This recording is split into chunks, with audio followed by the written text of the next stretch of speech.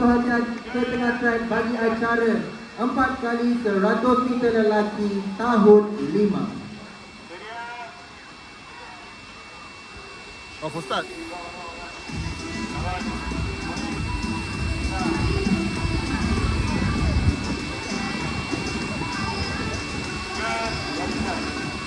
Okey. Cikgu Syarifah akan melepaskan pelari pertama. Ya, dengan itu telah bermula larian bagi 4 kali 100 meter lelaki tahun 5 akhir, yang mana kita dapat saksikan pelari pertama telah pun dilepaskan dan sesi kejap mengejar tengah berlaku antara rumah hijau dan merah di situ, dan banter telah pun dilepaskan dan diserahkan kepada pelari yang kedua. Ini pelari kedua. Pelari rumah merah saya rasa mengorang langkah meninggalkan jauh pelari-pelari lain untuk menyerahkan banter kepada pelari yang ketiga.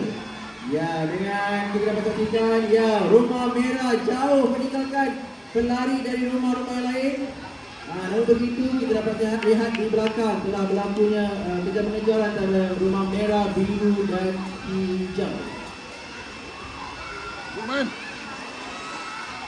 One.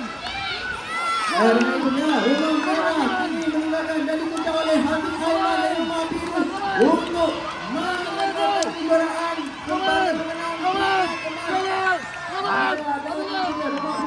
memotong di saat akhir. Dia potong tangkona. Itu dia.